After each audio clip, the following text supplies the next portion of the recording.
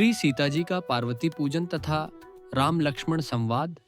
मृग, पक्षी और वृक्षों को देखने के बहाने सीता जी बार बार घूम जाती हैं और श्री राम जी की छवि देख देखकर उनका प्रेम कम नहीं बढ़ रहा है।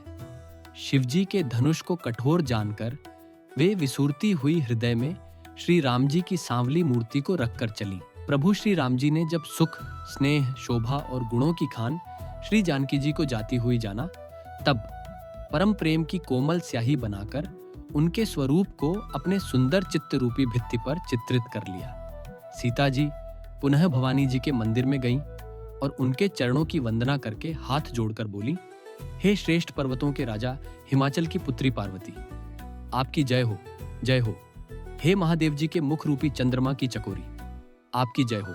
हे हाथी के मुख वाले गणेश जी और 6 मुख वाले स्वामी कार्तिक जी की माता, हे जगत जननी, हे बिजली की सी कांतियुक्त शरीर वाली, आपकी जय हो। आपका न आदि है, न मध्य है और न अंत है। आपके असीम प्रभाव को वेद भी नहीं जानते। आप संसार को उत्पन्न, पालन और नाश करने वाली हैं, विश्व को मोहित करने वाली और स्वतंत्र रूप से विहार करने वाली हैं। पति को इष्ट देव मानने वाली श्रेष्ठ नारियों में हे माता, आपकी प्रथम गणना है। आपकी अपार महिमा को हजारों सरस्वती और शेष जी भी नहीं कह सकते। हे वर देने वाली, हे त्रिपुर के शत्रु शिव जी की प्रिय पत्नी, आपकी सेवा करने से चारों फल सुलभ हो जाते हैं। हे देवी, आपके चरण कमलों की पूजा करके देवता, मनुष्य और मुनि सभी सुखी हो जाते हैं। मेरे मनोरथ को आप भलीभांति जानती हैं, क्योंकि आप सदा सबके हृदय रूपी नगरी में निवास करती हैं। इसी कारण मैंने उसको प्रकट नहीं किया।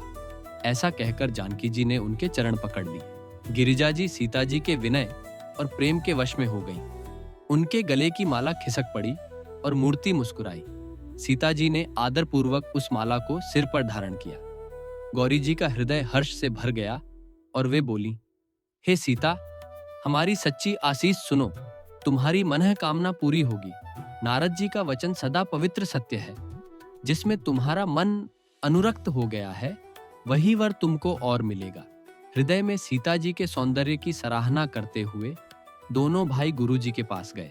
श्री रामचंद्र जी ने विश्वामित्र से सब कुछ कह दिया, क्योंकि उनका सरल स्वभाव है। छल तो उसे छूता भी नहीं है। फूल पाकर मुनि ने पूजा की, फिर दोनों भाइयों को आशीर्वाद दिया कि तुम्हारे मनोरथ सफल हों। यह सुनकर श्री राम लक्ष्मण सुखी हुए। श्रेष्ठ विज्ञानी मुनि विश्वामित्र जी भोजन करके कुछ प्राचीन कथाएं कहने लगे। दिन बीत गया और गुरु की आज्ञा पाकर दोनों भाई संध्या करने चले। पूर्व दिशा में सुंदर चंद्रमा उदय हुआ। श्री रामचंद्र जी ने उसे सीता के मुख के समान देखकर सुख पाया। फिर मन में विचार किया कि यह चंद्रमा सीता जी के मुख के समान नहीं है। खारे समुद्र में तो इसका जन्म, फिर विष इसका भाई। दिन में यह मलिन रहता है और कलंकी है। बेचारा गरीब चंद्रमा सीता जी के मुख की बराबरी कैसे पा सकता है। फिर यह घटता बढ़ता है और विरहिणी स्त्रियों को दुहक देने वाला है। राहु अपनी संधि में पाकर इसे ग्रस लेता है। चकवे को शोक देने वाला और कमल का बैरी है।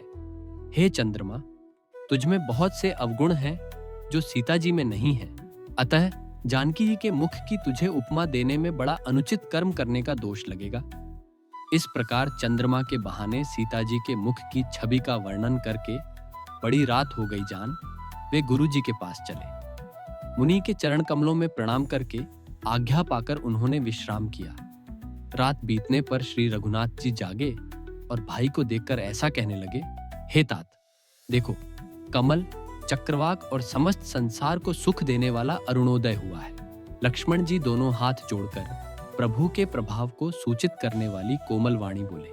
अरुणोदय होने से कुमुदिनी सकुचा गई और तारागणों का प्रकाश फीका पड़ गया। जिस प्रकार आपका आना सुनकर सब राजा बलहीन हो गए हैं। सब राजा रूपी तारे उजाला करते हैं, पर वे धनुष रूपी महान अंधकार को हटा नहीं सकते। रात्रि का अंत होने से जैसे कमल, चकवे, भौरे और नाना प्रकार के पक्षी हर्षित हो रहे हैं, वैसे ही हे प्रभु, आपके सब भक्त धनुष टूटने पर सुखी होंगे। सूर्य उदय हुआ, बिना ही परिश्रम अंधकार नष्ट हो गया, तारे छिप गए। हे रघुनाथ जी, सूर्य ने अपने उदय के बहाने सब राजाओं को प्रभु का प्रताप दिखलाया है। आपकी भुजाओं के बल की महिमा को उद्घाटित करने के लिए ही धनुष तोड़ने की यह पद्धति प्रकट हुई है। भाई के वचन सुनकर प्रभु मुस्कुराए। फिर स्वभाव से ही पवित्र श्री राम जी ने शौच से निवृत्त होकर स्नान किया और नित्य कर्म करके वे गुरुजी के पास आए। आकर उन्होंने गुरुजी के सुंदर चरण कमलों में सिर नवाया। तब जनकजी ने शतानंद जी को बुलाया और उन्हें तुरंत ही विश्वामित्र मुनि के पास भेजा। उन्होंने आकर जनकजी की विनती सुनाई। विश्वामित्र जी ने हर्षित होकर दोनों भाइयों को बुलाया। शतानंद जी के चरणों की वंदना करके प्रभु श्री रामचंद्र जी गुरुजी के पास जा बैठे।